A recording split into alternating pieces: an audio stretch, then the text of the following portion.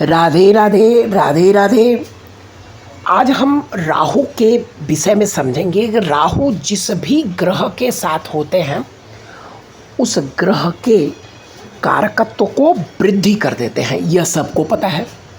तो लेकिन हमारे ऋषियों ने कहा कि गुरु के साथ राहु, शुक्र के साथ राहु लंपट योग बनाता है, गुरु के साथ राहु चांडाल योग बनाता है और बुध के साथ राहु जड़त्व योग बनाता है। लेकिन यह परिभाषा ऋषियों की है। ऋषि कभी नहीं चाहते कि व्यक्ति खराब वे में मेटलिस्टिक चीज़ों की तरफ बढ़े। यानी जो हमारे शास्त्र हैं, शास्त्रों का केवल एक मत है कि आप अच्छे आचरण में हो, ईश्वर की तरफ आपकी जर्नी बढ़े। यानी आप संसार से अपने किए हुए कर्मों को समाप्त करके ईश्वर में जुड़ें और भक्ति मार्ग से अपने आप को मुक्त करें, उनका यही कहना है।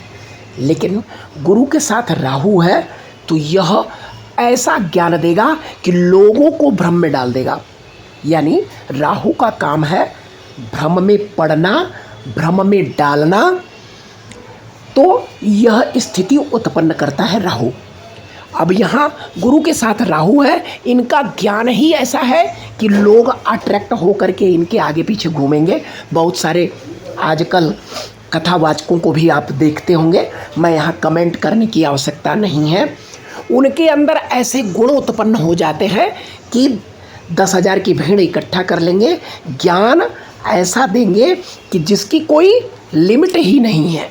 ऐसे ऐसे ज्ञान प्रस्तुत कर देंगे, लोग भ्रम में पड़ जाएंगे। तो और बुध राहु यही काम वह भी करता है। ये पहले तो या तो उसकी बुद्धि जड़ है, लेकिन जब वह सीख लेगा, समझ लेगा तो दूसरों को मूर्ख बनाएगा। बुध राहु इतना तगड़ा काम करता है। तो अब हमारा कहने का मतलब है, शुभ ग्रह अगर राहु के साथ जुड़े हैं तो जीवन में प्रारंभिक आप सुख भोगोगे, लेकिन जब इसका अंत आएगा तो दुख भोगोगे। हमारे शास्त्र इसीलिए इन युतियों को खराब माने हैं। और इसका कारण यही है कि यह जो अंत भला तो सब भला, यह नियम पर हम लोग चलते हैं। और जब राहु दुष्टाना ग्रहों के साथ जुड़ते हैं तो वह प्रारंभ में बहुत दुख देते हैं, बहुत परेशान करते हैं। लेकिन जब अंत समय आता है या उम्र दराज हो जाते हो तो आपको सुख प्रदान करता है। शनि राहु का कॉम्बिनेशन या राहु से सूर्य का कॉम्बिनेशन, चंद्र से राहु का कॉम्बिनेशन प्रारंभिक आपको बहुत दुख देगा।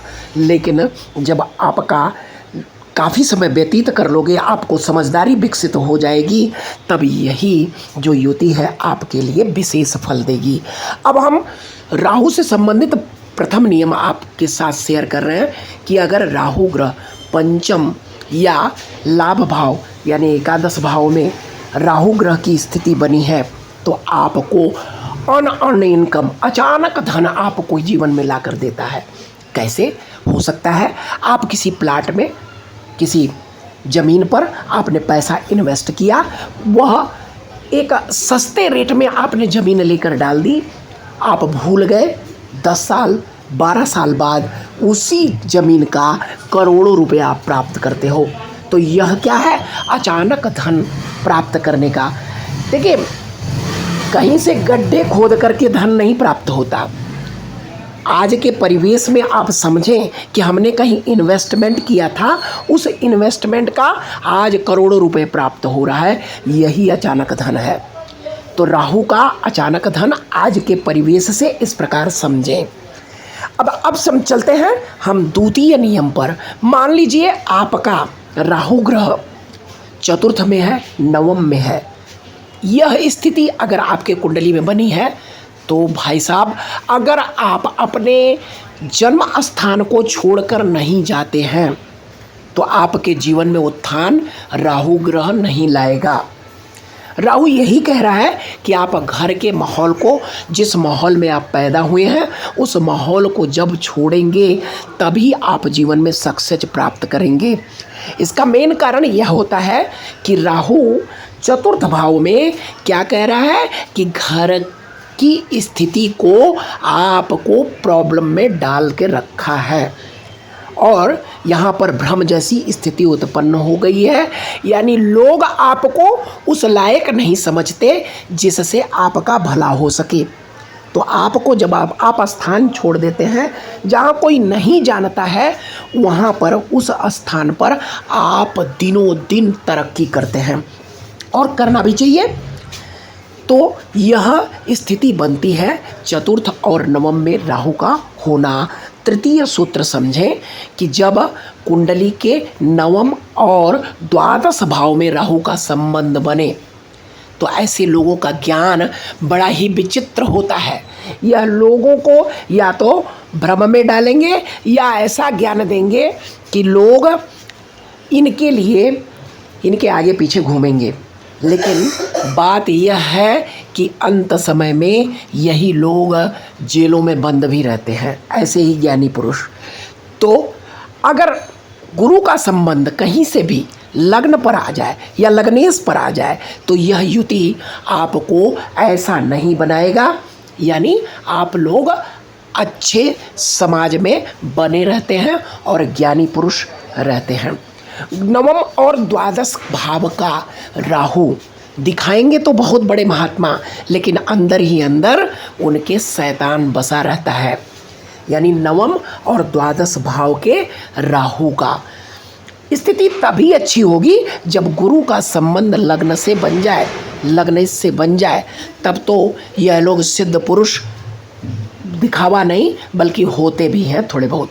लेकिन असर आपको नवम और 12 भाव में राहु का यही प्राप्त होता है कि दिखावा अधिक लेकिन अंदर से कुछ नहीं, खोखला। तो राहु तृतीय भाव, छठे भाव, एकादश भाव में अच्छे परिणाम देते हैं, इसमें दो राय नहीं है। लेकिन राहु ग्रह आपके अष्टम भाव में आपको अच्छे परिणाम नहीं देते हैं तो राहु का उतारा किया जाता है। कैसे उतारते हैं? शनिवार के दिन एक जटा वाला नारियल लें, उसको लाल कपड़े में बांधकर, यानी रक्षा सूत्र से बांधकर अपने सर से उतारकर किसी बहते हुए पानी में फेंकना आपके लिए सबसे बेस्ट राहु की रेमेडी होती है। उतारा करना आवश्यक है। अगर राहु का संबंध अष्टम भाव में आता है तो ऐसे लोगों को प्रेत बाधा या पिशाच बाधा भी होने की पूरी संभावना रहती है। तो इन्हें बचना कब चाहिए? जब चंद्रमा से अष्टम भाव में गोचर में, जब चंद्रमा से अष्टम भाव 12वें भाव में किसी पापी ग्रह का ट्रांजिट हो रहा हो तो ऐसे समय में इन्हें बचना चाहिए। तो आज हमने राहु के दिव्य सूत्रों के वर्णन किया। आगे हम लोग अन्य विषय पर चर्चा करेंगे। राधे राधे। जिनका एक क्वेश्चन हो, जिनका भी एक क्वेश्चन हो, वह कमेंट में अपने कुंडली के साथ उसे कमेंट करें।